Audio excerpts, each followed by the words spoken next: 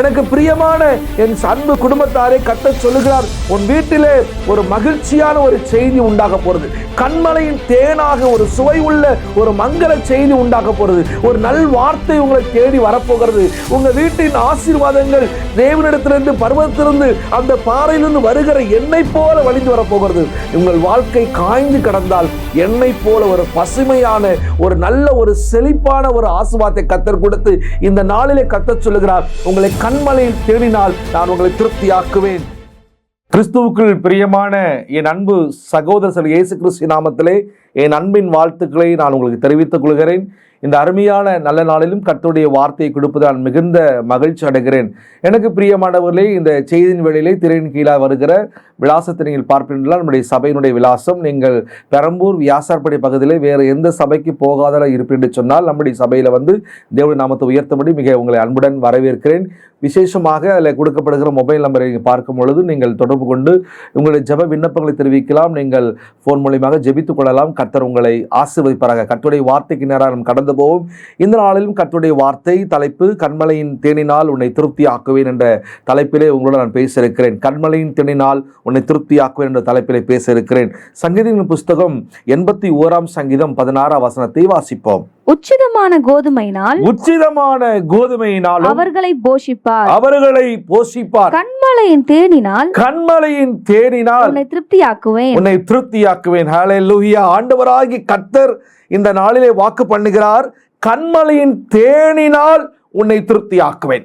ஆண்டவர் ஒரு விசேஷமான ஒரு ஆசீர்வாதத்தை கொடுக்கிறார். இந்த வார்த்தையை கேட்கிற என் அன்பு ஆண்டவருடைய பிள்ளைகளே, உங்களை பார்த்து கர்த்தர் சொல்லுகிறார், கண்மலையின் தேனினால் உன்னை நான் திருப்தியாக்குவேன். கண்மலையிலே எவ்வளவு ஒரு விலையேற்பட்ட ஒரு தேன் இருக்கும், எவ்வளவு ஒரு ஆசீர்வாதமான ஒரு தேன் இருக்கும் என்றால் அந்த வேதம் சொல்லுகிறதை பார்ப்போம். உபாகம் 32 அதிகாரம் 13 வசனத்தை வாசிப்போம். பூமியில் உள்ள உயர்ந்த ஸ்தானங்களின் மேல் அவனை ஏறி வர பண்ணினார். வயலில் விளையும் பலனை அவனுக்கு புசிக்க கொடுத்தார். கண்மலையில் உள்ள தேனையும் கற்பாறையிலிருந்து வடிகிற எண்ணெயும் அவன் உண்ணும்படி செய்தார். ஹல்லேலூயா. ஆண்டவராகிய தேவன் இஸ்ரவேல் ஜனங்களுக்கு கொடுக்கிற மிகப்பெரிய ஒரு ஸ்லாக்கியம். கண்மலையிலிருந்து வருகிற தேனையும் கண்மணின் வெடிப்பிலிருந்து வருகிறதான எண்ணெயை கர்த்தர் கொடுக்கிறார். பாருங்க, தேன் கண்மலையிலே தேன் கூட்டு கட்டப்படும். நல்ல பாருங்க, கண்மலையிலே தேன் கூடு கட்டப்படும். அங்கே நல்ல ஒரு அந்த தேன் கூட்டு கட்டப்பட்ட அந்த மலை மேல் இருக்கிற கண்மலையில் இருக்கிற தேன் விலையேற பெற்றது, அது சுவை உள்ளது, கெட்டு போகாதது, அது ஒரு மேன்மையானது. அதே கண்மலையில நீர் வருகிறது, தண்ணீர் ஊற்று வருகிறது என்று சொன்னால் கூட நாம் அதை ஏற்றுக்கொள்ள முடியும். ஆனால் இங்கே எண்ணெயும் உங்களுக்கு புசிக்க கொடுத்தேன் என்று ஆண்டவராகிய கர்த்தர் இஸ்ரவேல் ஜனங்களுக்கு கொடுக்கிறார். நல்ல பாருங்க, நம்முடைய தேவனால் எல்லாவற்றையும் செய்ய முடியும். இது அதன்றல்ல, எல்லாவற்றையும் செய்ய முடியும். அவர் உங்களை கண்மலையில் தேடினால் திருப்தியாக்குறாராம். உங்க வாழ்க்கையை, உங்களுடைய எல்லைகளை ஆசீர்வாதமாக்குவதிலே ஆண்டவர் விரும்புகிற ஒரு காரியம், உங்களுக்கு அங்கிருந்து வடியும் எண்ணெயினாலே உங்களை அவர் போஷிக்கிறேன் என்று வாக்கப்படுகிறார். எனக்கு பிரியமான என் அன்பு குடும்பத்தாரே, கர்த்தர் சொல்லுகிறார், உன் வீட்டிலே ஒரு மகிழ்ச்சியான ஒரு செய்தி உண்டாக போறது. கண்மலையின் தேனாக ஒரு சுவை உள்ள ஒரு மங்கள செய்தி உண்டாக போறது. ஒரு நல் வார்த்தை உங்களை தேடி வரப்போகிறது. உங்க வீட்டின் ஆசீர்வாதங்கள் தேவனிடத்திலிருந்து, பர்வத்திலிருந்து, அந்த பாறையிலிருந்து வருகிற எண்ணெய் போல வழிந்து வரப்போகிறது. உங்கள் வாழ்க்கை காய்ந்து கிடந்தால் எண்ணெய் போல ஒரு பசுமையான ஒரு நல்ல ஒரு செழிப்பான ஒரு ஆசீர்வாதத்தை கர்த்தர் கொடுத்து இந்த நாளிலே கர்த்தர் சொல்லுகிறார், உங்களை கண்மலையில் தேடினால் நான் உங்களை திருப்தியாக்குவேன். இந்த உயர்ந்த கண்மலை தேடி என்று சொன்னால் உயர்ந்த ஆசீர்வாதத்தை குறிக்கிறது, சிறந்த ஆசீர்வாதத்தை குறிக்கிறது. 1 கொரிந்தியர் 10 அதிகாரம் 4 வசனத்தை வாசிப்போம். எல்லாரும் ஒரே ஞானபானத்தை குடித்தார்கள். எல்லாரும் ஒரே ஞானபானத்தை குடித்தார்கள். எப்படியெனில் அவர்களோடு கூட சென்ற ஞான கண்மலையின் தண்ணீரை குடித்தார்கள்.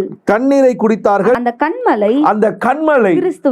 கண்மலை கிறிஸ்துவே. இஸ்ரவேல் ஜனங்களுக்கு மட்டுமல்ல, நமக்கும் இக்காலத்திலே நம்ம எல்லாரும் ஆவிக்குரிய வாழ்க்கை வலுவதற்காக, நம்ம எல்லாரும் தேவனை சார்ந்திருப்பதற்காக, வேதத்தை வாசிக்கிற ஒவ்வொரு கிறிஸ்தவர்களும், இந்த வேதத்தை வாசித்து கொண்டிருக்கிற ஒவ்வொரு சகோதரனும் சகோதரியுமே உங்களுக்கு ஞான கண்மலையாக கிறிஸ்து இருக்கிறார். அந்த ஞான கண்மலையை கிறிஸ்துவை ருசி பார்க்கிற உங்க வாழ்க்கையில கண்மலையின் தேனுக்குரிய ஆசீர்வாதத்தை, திருப்தியை, நன்மையை நீங்கள் பார்ப்பீர்கள். அது சுவையாய் இருக்கும் என்று ஆண்டவர் சொல்லுகிறார். பிரசங்கியின் புஸ்தகம் 5ஆம் அதிகாரம் 10ஆம் வசனத்தை வாசிப்போம்.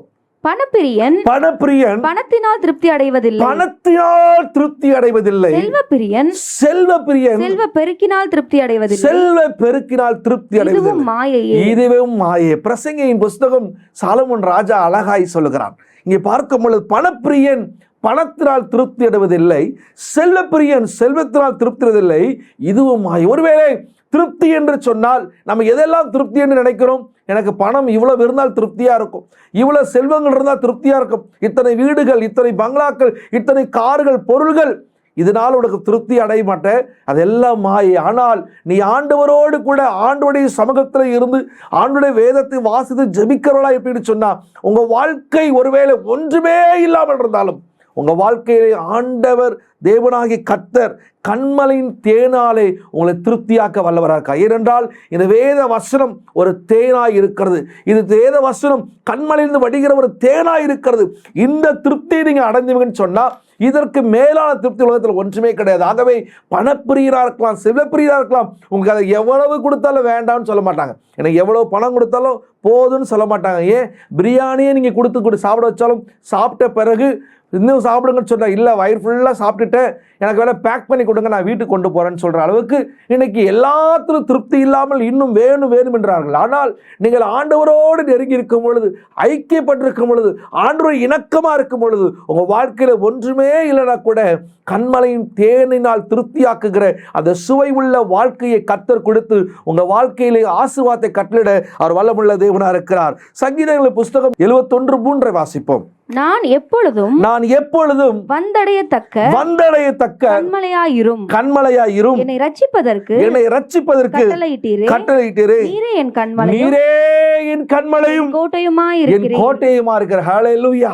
தாவீது இப்படி சொல்லுகிறார், ஆண்டவரே நீரே என் கண்மலை, என் கோட்டையுமா இருக்கிறேன், நான் வந்தடையத்தக்கதான ரட்சிப்பின் கண்மலையா இருக்கிறேன். நம்முடைய தேவன் நமக்கு கண்மலையா இருக்கிறார். நம்முடைய தேவன் உயர்ந்தவராக இருக்கிறார். நம்முடைய தேவன் உயர்வுள்ள தெய்வமா இருக்கிறார். ஆகவே உங்க வாழ்க்கையில ஒருவேளை எந்த காரியத்தை குறித்து கலக்கத்தோடு இருந்தாலும் ஆண்டவர் கண்மலையா இருக்கிறார், கோட்டையா இருக்கிறார். அவருடைய சமூகத்தில் வந்தடையும் பொழுது, அந்த ரட்சிப்பின் பலனை பெறும் பொழுது உங்க வாழ்க்கை சுவையாய் மாறும். அந்த தேனுக்குரிய அந்த மேன்மையை கர்த்தர் கொடுப்பார். தேனிலே எப்படி கெட்டு போகாமல் இருக்கிறதோ அந்த இனிப்பு சுவைகளிலே அது கெட்டு போகாமல் இருக்கு. அப்படி உங்க வாழ்க்கை கெட்டு போகாத ஒரு ஆசீர்வாதமாக, ஒரு மேன்மையான ஆசீர்வாதத்தை கர்த்தர் கொடுத்து உங்கள் தலைகளை உயர்த்த வல்லமுள்ள தேவராக இருக்கிறார். எனக்கு பிரியமானவர்களே, கண்மலையில் ஆசீர்வாதம் நம்மை எப்பொழுது நம்முடைய குடும்பத்திலும் வேலையிலும் தொழிலும் ஆசீர்வதிக்கப்படும். ஆகவே இந்த கண்மலையாக கிறிஸ்து உங்களோடு கூட இருப்பார் என்றார். கண்மலையாக இயேசு நம்மோடு கூட இருப்பார் என்று சொன்னால் நம்முடைய வேலை, குடும்பம், நம்முடைய தொழிலே எப்பொழுதுமே ஆசீர்வாதம் இருக்கும். நம்முடைய சுயத்தினால், சுய பலத்தினால் நம்மளால் ஒன்றுமே செய்ய முடியாது.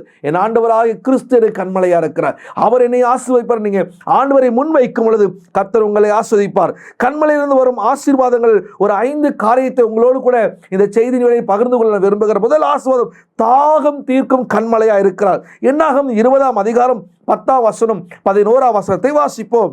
மோசேயும் ஆரோனும் சபையாரை கண்மலைக்கு முன்பாக கூடி வர செய்தார்கள். அப்பொழுது மோசே அவர்களை நோக்கி கலகக்காரரே கேளுங்கள், உங்களுக்கு இந்த கண்மலையிலிருந்து தாங்கள் தண்ணீர் புறப்பட பண்ணுவோமா என்று சொல்லி தன் கையை ஓங்கி கண்மலையின் தன் கோலினால் 2 தரம் அடித்தான். கண்மலை தன் கோலை 2 தரம் அடித்தான். உடனே தண்ணீர் ஏராளமாய் புறப்பட்டது. சபையார் குடித்தார்கள். அவர்கள் மிருகங்களும் குடித்தது. ஹல்லேலூயா. எனக்கு பிரியமானவர்களே, இஸ்ரவேல் ஜனங்களுக்கு எப்பொழுதுமே ஒரு அற்புதம் நடந்துகிட்டே இருக்கணும். அற்புதம் நடந்துகிட்டே இருந்தா ஆண்டவர் துதிச்சுட்டே இருப்பாங்க. அற்புதம் ஒருவேளை நடக்கலன்னு சொன்னா முணுமுணுக்க ஆரம்பிச்சிருவாங்க. இவங்க தண்ணீர் தாகத்தோடு வந்து கொண்டிருக்கிறார்கள்.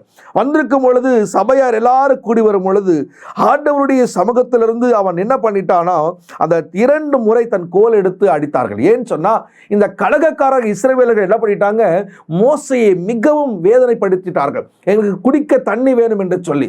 ஆனால் ஆண்டவருடைய சமூகத்திலே அவன் கொஞ்ச நேரம் வெயிட் பண்றதுக்குள்ளாக இவனை தொந்தரவு பண்ண உடனே அந்த தொந்தரவு தாங்க முடியாமல் அந்த கோல் எடுத்து கண்மலையை 2 முறை அடித்த உடனே அங்கிருந்து தண்ணீர் தடாவாக புரண்டு வந்தது.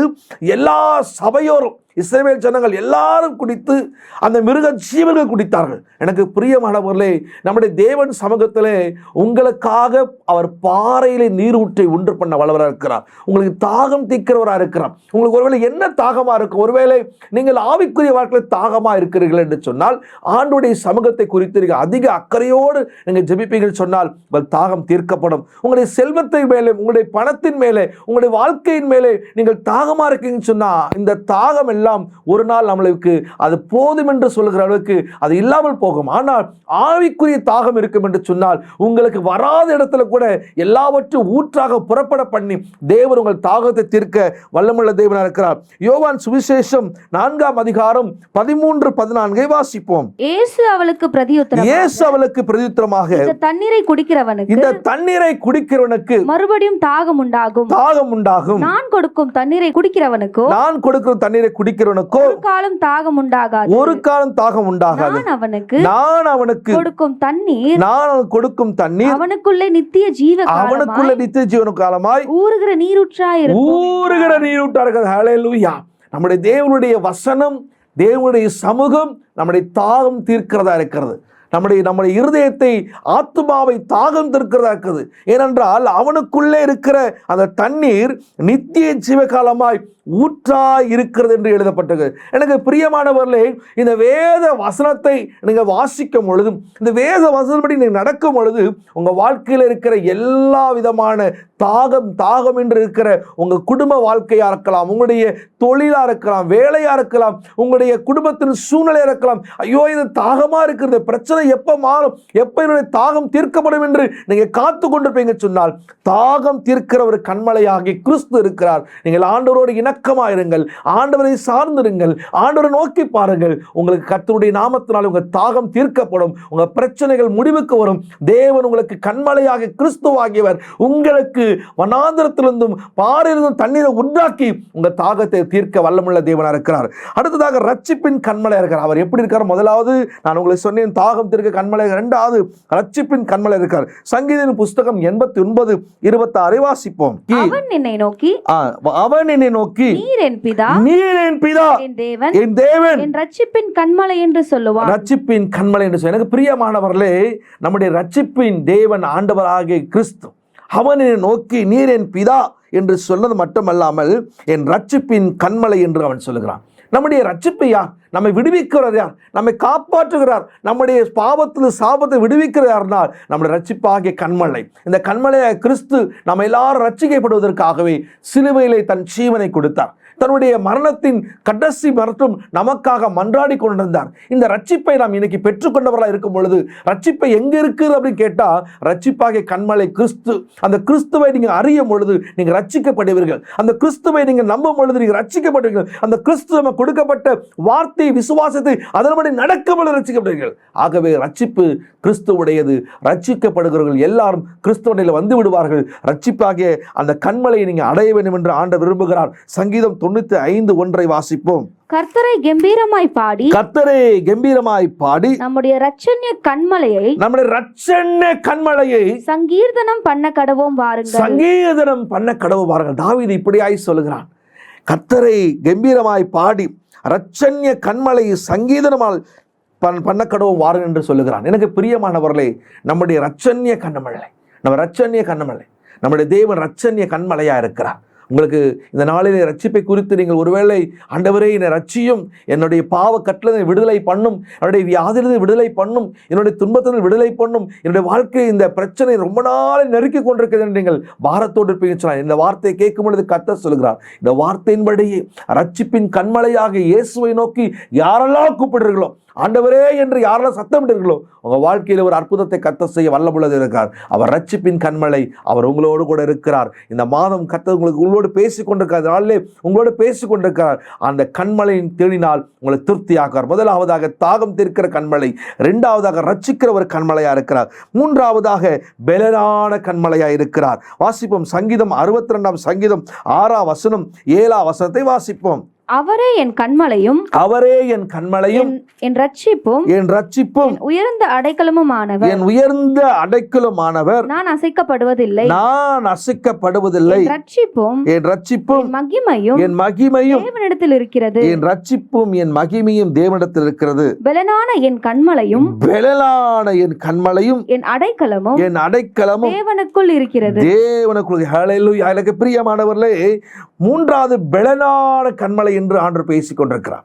முதல்ல உங்களை தாகம் தீர்க்கிறார், இரண்டாவது ரட்சிப்பை கொடுக்கிறார், மூன்றாவது உங்களை பெலனான கண்மலை இருக்கிறார்.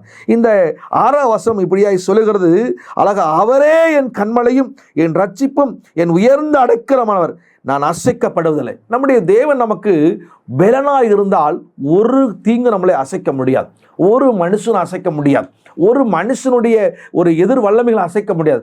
கர்த்தர் நமக்கு பெலனா இருக்கிறார். 7 வசனம் இப்படி சொல்லுகிறது, என் ரட்சிப்பும் என் மகிமையும் தேவனிடத்தில் இருக்கிறது, பெலனான என் கண்மலையும் என் அடைக்கலமான தேவனுக்குள் இருக்கிறது. உங்களுடைய பெலன் யார்? உங்களுடைய பெலன் என்ன? நீங்க நினைக்கலாம், என்னுடைய பலத்தினால் நான் செஞ்சேன், நான் பண்ணினேன், நான் கட்டினேன், நான் தான் செய்தேன், நான் கஷ்டப்பட்டேன், நான் ஓடினேன், நான் உழைச்சேன், நான் பண்ணினேன். இதெல்லாம் உங்களுடைய பலனே கிடையவே கிடையாது. உங்களது ஒன்றுமே கிடையாது. இன்றைக்கு நாம் ஓடுகிறது, நடக்கிறது, செய்கிறது, நம்ம கட்டுகிறது, பண்ணுகிறது எல்லாமே நம்முடைய பெலனாகி கண்மலையாகிய கிறிஸ்துவின் நிமித்தம். அந்த பெலனாகி கிறிஸ்து உங்களுக்கு சொல்லுகிறார், நான் உனக்கு பெலனா இருக்கிறேன், உனக்கு பெலனாகிய கண்மலையா இருக்கிறேன், உன்னுடைய பலவீனத்தில் பெலனா இருக்கிறேன், உன் சோர்வுக்கு பலவீனமா பெலனா இருக்கிறேன், உன்னுடைய சத்துவமில்லாத விஷயத்துல உனக்கு சத்துவத்தை பெருக பண்ணுகிற பெலனா இருக்கிறேன். ஒரு அன்பு என் சகோதரியே, சகோதரனே, நீ பலவீனத்தோடு இருப்பாய் என்று சொன்னால், ஐயோ என்னை யார் எழுப்பக்கூடும், எனக்கு யார் உதவி செய்வாங்க, என்னை யார் கைப்பிடித்து கூட்டு போவாங்க என்று நினைப்பாய் என்று சொன்னால், உனக்கு பலனாகி கண்மலையாய் கிறிஸ்து இருக்கிறார். உன்னை பலனாகி கண்மலையாய் கிறிஸ்து இருக்கிறார். உன்னை பலப்படுத்தி உனக்கு சகாயம் செய்ய அவர் வல்லமுள்ள தேவனா இருக்கிறார். நீதியின் கருத்தை தாங்குகிறவராக இருக்கிறார். உன் பலவீனத்தில் பலனை கொடுக்க வல்லமுள்ள தேவனா இருக்கிறார். ஆகவே அந்த கண்மலையின் தேனால் திருப்தியாக்கிற தேவன் மூன்றாவது உனக்கு காரியத்தை சொல்லுகிறார், நான் உனக்கு பெலனாக இருக்கிறேன், உனக்கு நான் பெலனா இருக்கிறேன். அந்த பெலனா இருக்கிற கர்த்தர் உன்னை விலக மாட்டார், கைவிட மாட்டார், உன்னோடு கூட இருப்பார். நீ போகும் வழியெல்லாம் உன்னோடு கூட இருப்பார். இந்த வார்த்தையை கேட்கும் பொழுது உன் பலவீனம் நீங்கி நீ சுகம் பெற்றுக் கொண்டிருக்கிறார். என் அன்பு சகோதரனை, சகோதரியை, உன் வீட்டிலே பலவீனத்தோடு படுக்கிற இருக்கிற பிரச்சனையெல்லாம் மாறுகிறது. கர்த்தர் உன் பலவீனத்தை நீக்கப்படுகிறார். அவர் பெலனாகிய கிறிஸ்து, அவர் பெலனாகிய கிறிஸ்து உனக்காக சிலுவையிலே அடிக்கப்பட்டிருக்கிறார். உன்னுடைய பாவங்களுக்காக, என்னுடைய பாவங்களுக்காக தன் ஜீவனை கொடுத்திருக்கிறார். அந்த பெலனாகிய கிறிஸ்து உன்னுடைய வாழ்க்கையை ஒரு சுவையுள்ள வாழ்க்கையை மாற்ற விரும்புகிறார், ஒரு இன்பமுள்ள வாழ்க்கையை மாற்ற விரும்புகிறார், உனக்குள்ள இருக்கிற எல்லா பிரச்சனையும் மாற்ற விரும்புகிறார். அந்த பெலனாகிய கிறிஸ்து உன்னோடு இருக்கும் பொழுது நீ பயப்படாதே என்று கர்த்தர் இன்னைக்கு பேசிக் கொண்டிருக்கார். ஹல்லேலூயா. எனக்கு பிரியமானவர்களே, ஆண்டவர் கண்மலை தேனால் திருப்தியாக்குவேன். அவர் தாகம் தீர்க்கிற கண்மலையா இருக்கிறார், ரட்சிப்பின் ஊற்றாகிய கண்மலையா இருக்கிறார். மூன்றாவது உனக்கு பெலனாகிய கண்மலையா இருக்கிறார். இந்த பெலனாகிய கண்மலை உன்னோடு இருக்கும் பொழுது நீ அசைக்கப்படுவதில்லை, நீ தள்ளப்படுவதில்லை, நீ நொறுக்கப்படுவதில்லை, நீ புறக்கணிக்கப்படுவதில்லை. உனக்கு எதிராக யார் எழுப்பினாலும் உன்னோடு கூட அந்த பெலனாகிய கண்மலை இருக்கிறபடினால் உனக்கு தீங்கு செய்ய உண்மையில் ஒருவரும் கை போடுவதில்லை. ஹல்லேலூயா. நான்காவதாக ஞான கண்மலையாய் இருக்கிறார். 1 கொரிந்தியர் 10:4 வாசிப்போம். எல்லாரும் ஒரே ஞானபானத்தை குடித்தார்கள். எல்லாரும் ஒரே ஞானபானத்தை குடித்தார்கள். எப்படியெனில் அவர்களோடு கூட சென்ற ஞான கண்மலையின் தண்ணீரை குடித்தார்கள். ஞான கண்மலையின் தண்ணீரை குடித்தார்கள். அந்த கண்மலை கிறிஸ்துவே. ஹல்லேலூயா. எனக்கு பிரியமானவர்களே, எல்லோரும் என்ன பண்ணலாம், எல்லோரும் ஒரே ஞானபானத்தை குடித்தார்கள். எப்படி எனில் அவர்களோடு கூட சென்ற ஞான கண்மலை தண்ணீரை குடித்தார்கள். அந்த கண்மலை கிறிஸ்துவே.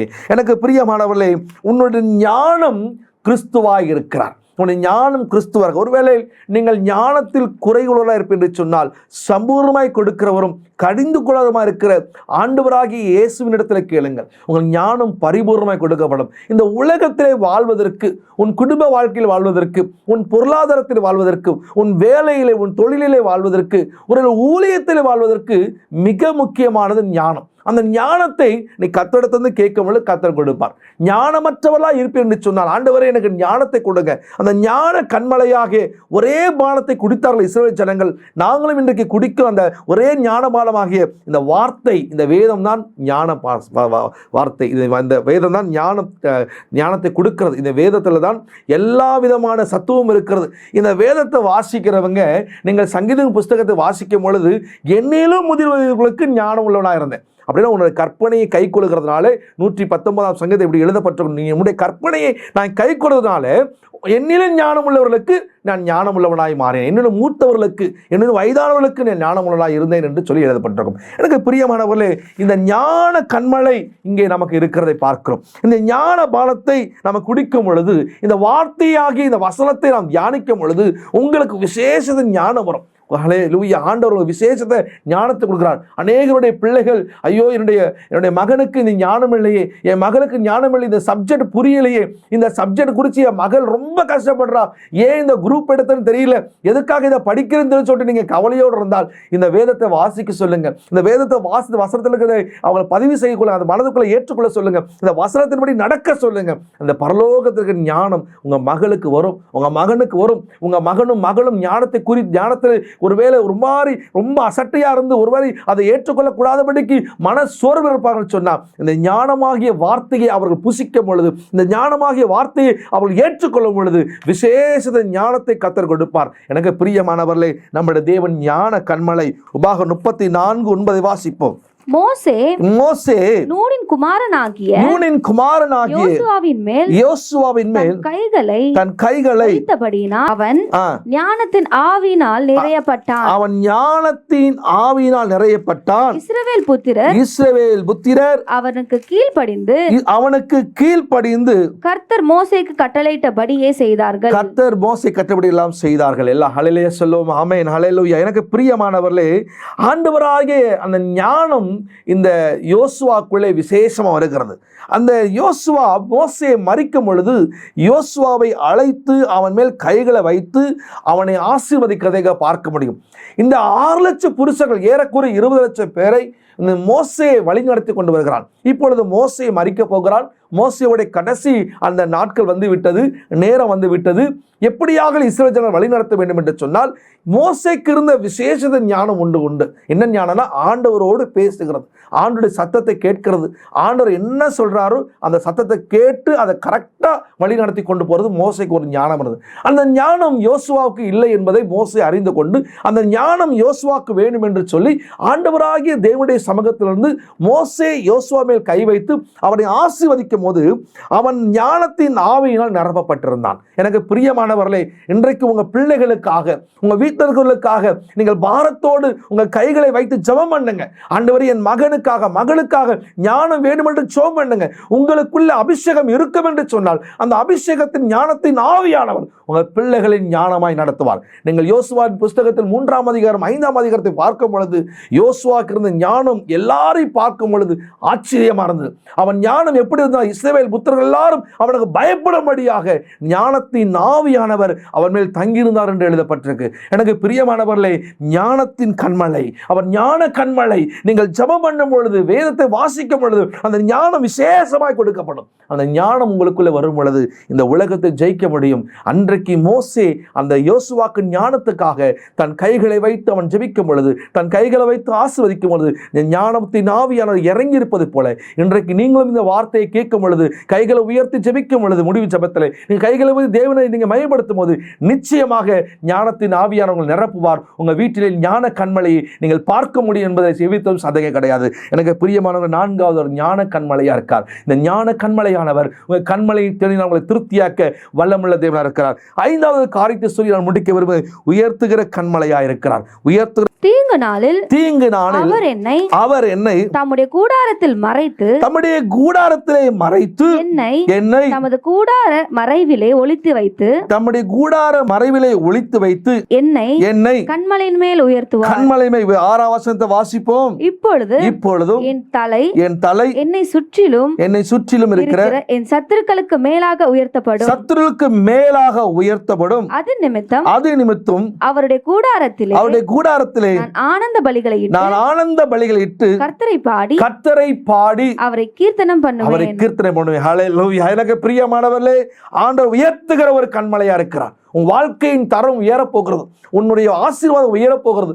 உன் தேவனாகிய கர்த்தர், நம்முடைய தேவனாகிய கர்த்தர் உன்னை உயர்த்தும்படிக்கு அவர் கன்மலையா இருக்கிறார். கண்மலையின் தேனில திருப்தியாக உன்னை உயர்த்தும்படிக்கு நான் உனக்கு கண்மலையா இருக்கிறேன். அழகாய் சொல்லப்படுகிற 5ஆம் வசனத்திலே, தீங்கு நாளில் அவர் தமது கூடார மறைவில் ஒளித்து வைத்து என் கண்மலையிலே உயர்த்துவார். என்னை கண்மலையிலே அவர் உயர்த்துவார். 6ஆம் வசனம் சொல்லுகிறது, இப்பொழுதும் நான் என் தலையை என்னை சுற்றிலும் இருக்கிற என் சத்துருக்களுக்கு மேலாக உயர்த்தப்படும். உன் சத்துருக்கு மேலாக உன் தலையை உயர்த்துவார். எனக்கு பிரியமானவர்களே, உன்னுடைய ஸ்தானத்தை உயர்த்துவார், உன் ஸ்டேட்டஸை உயர்த்துவார், உன் தலையை உயர்த்துவார். நீ உயர்த்தப்பட போகிறாய். உன்னுடைய தாழ்மையான சூழ்நிலைகள், வெறுமையான சூழ்நிலைகள், அநேகர் உன்னை பார்த்து வேஸ்ட்டு, நீ ஒன்றுமே இல்லை, உங்ககிட்ட எதுவுமே இல்லைன்னு சொல்லிட்டு உன்னை தள்ளி இருந்தார்கள் சொன்னால், ஆகாது என்று தள்ளின கல்லை தலைக்கு மூளைக்கல் ஆயிற்று.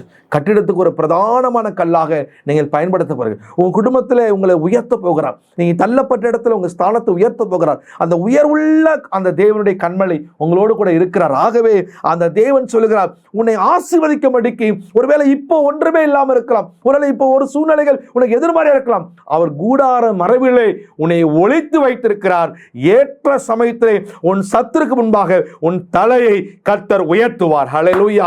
ஏற்ற சமயத்திலே நீ இப்பொழுது தேவ சமூகத்திலே ஒளிந்திருக்கிற அந்த காலங்கள் எல்லாம் உனக்கு பாதுகாக்கிற ஒரு காலம், ஒரு நேரம் வரும் பொழுது உன்னை உன் சத்துருக்கு முன்பாக, அவர்களுக்கு முன்பாக உன் தலையை உயர்த்தி கர்த்தருடைய நாம மகிமைக்காக கண்மலையிலிருந்து வருகிற உயர்வை நீ பார்க்கும்படியாக கர்த்தர் உன் தலையை உயர்த்த போகிறார். ஹல்லேலூயா. நீ வெட்கப்படுவதில் 5ஆவதாக உயர்த்துகிற ஒரு கண்மலை. எந்த மனுஷனையும் மேன்மைப்படுத்தவும் அவர் உயர்த்தவும் வல்லமுள்ள தேவனாக இருக்கிறார். உன்னை ஐஸ்வர்யமாக்க அவரால் முடியும். உன்னுடைய தோல்வியை வெற்றியாக்க அவரால் முடியும். உன்னுடைய தரங்களை உயர்த்த அவரால் முடியும். எனக்கு பிரியமானவர்களே, உன்னுடைய உயர்ந்த கண்மலையான தேவனை நோக்கி நான் சொல்லுகிறேன், உங்களை பார்த்து சொல்கிறேன், நீங்கள் ஆண்டவரோடு இருப்பீங்கன்னு சொன்னால் ஆண்டவர் உங்களை உயர்த்த வல்லவராக இருக்கிறார். நம்முடைய காரியங்களில் வாழ்க்கையில அநேக விஷயங்களில் நான் ஆண்டவரை மட்டும்தான் நம்புவேன். எல்லாத்திலும் ஆண்டவர் நம்புவேன். ஒன்றுமே இல்லாத என்னை இந்த ஊழியத்தை கர்த்தர் உயர்த்திருக்கிறார். இன்றைக்கு உங்களுக்கும் சொல்லுகிறேன், உங்களையும் உயர்த்த வல்லமுள்ள தேவன் அவர், மேன்மைப்படுத்த வல்லமுள்ள தேவன். நீங்கள் வெட்கப்படுவதில்லை. அந்த கண்மலையை தேடினால் நீங்கள் திருப்தி ஆவீர்கள். கண்மலையிலிருந்து வடிகிற எண்ணெயை நீங்கள் புசிப்பீர்கள். தேவன் உங்களோடு கூட இருப்பதை நீங்கள் காண்பீர்கள். ஆண்டவர் வாக்கு பண்ணி கொண்டிருக்கிறார், கண்மலை திருப்தியாக்குவேன். இந்த மறைவிடத்தில் இருக்கிறது, ஒளிந்திருக்கிறது, உங்கள் வாழ்க்கை மறைக்கப்பட்டிருக்கிறது சொன்னால், ஒரு சமயத்தில் ஒரு நேரம் வரும் பொழுது, ஒரு காலம் வரும் பொழுது உன் சத்துருக்களை சுற்றிலும் உன்னை சுற்றி இருப்பாங்க.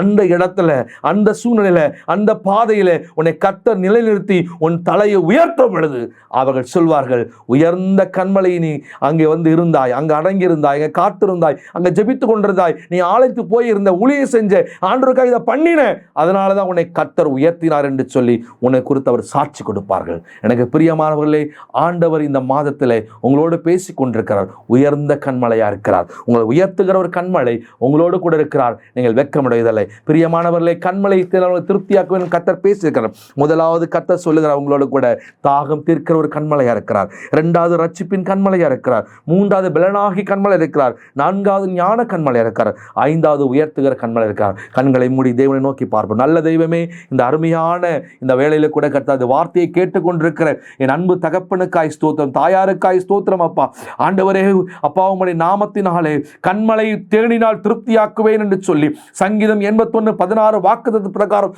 பிள்ளைகள் வாழ்க்கையை தாகம் தீர்க்கிறவராக, ரட்சிப்பை கொடுக்கிறவராக, ஆண்டவர் ஞான கண்மலையாக, பலனான கண்மலையாக, உயர்த்துகிற கண்மலையாக பிள்ளைகளுக்கு நீ இருப்பதற்காக, ரட்சிப்பின் கண்மலை இருப்பதற்காக ஸ்தோத்திரம். அப்பா பிள்ளைகள் எதிரெல்லாம் சோர்ந்து போயிருக்காங்களோ, என் தேவனாகி கர்த்தர் வாழ்க்கை சுவை உள்ளதாக, மேன்மை உள்ளதாக நீ மாற்றுவீராக. இந்த வார்த்தை ஒவ்வொரு வீட்டுக்குள்ளும் இறங்கட்டும் சுவாமி. வார்த்தை ஒவ்வொரு வீட்டுக்குள்ளும் இறங்கட்டும் அப்பா. இந்த செய்தியை கேட்டு ஆண்டவரை ஜெபிக்கிற இந்த வேளையில, முழங்கால் படிட்டு ஜெபிக்கிற வேளையில கைகளை உயர்த்தி, ஆண்டவரே என் தாகத்தை தீர்த்தருளும், என் பிரச்சனையை மாற்றும், ஆண்டவரை என்னை ரட்சி, என் பாவத்தை விடுதலை பண்ணும், ஆண்டவரை எனக்கு பலனை கொடும் என்று சொல்லி, ஆண்டவர் ஞானத்தை கொடும் என்று சொல்லி, என்னை உயர்த்தும் என்று சொல்லி, யாரெல்லாம் உடைய பிள்ளைகள் உடைய சமூகத்தில் பாரத்தோடு இப்ப ஜெபம் பண்ணி கொண்டிருக்காங்களோ அந்த வீட்டுக்குள்ளே, அந்த அறைக்குள்ளே மகிமை இறங்கட்டும் இயேசுவின் நாமத்தினாலே. இறங்கட்டும் அப்பா. அப்படியே பிள்ளைகளை ஆசீர்வதிங்க அப்பா. இந்த பிள்ளைகள் ஜெபங்களை அங்கீகரிங்க, தீமைக்கு விலக்கிக் கொள்ளுங்க. இந்த வார்த்தை நிறைவேறட்டும். அவர்கள் கண்மலை திருப்தியாக்கமடி ஜெபிக்கிறேன் ஆண்டவரே. பாறையிலிருந்து வடிந்து வருகிற எண்ணெயுடைய பசுமையான ஆசீர்வாதத்தை பிள்ளைகள் புசித்து நன்மையை பார்க்கட்டும் அப்பா. இந்த வரைக்கும் கண்டிடாத ஒரு மகிமையும் கனத்தையும் ஆசீர்வாதத்தையும் பார்க்கும்படி நான் ஆசீர்வதிக்கிறேன். இயேசுவின் நாமத்தில் ஜெபிக்கிறேன் நல்ல பிதாவே, ஆமென். God bless you.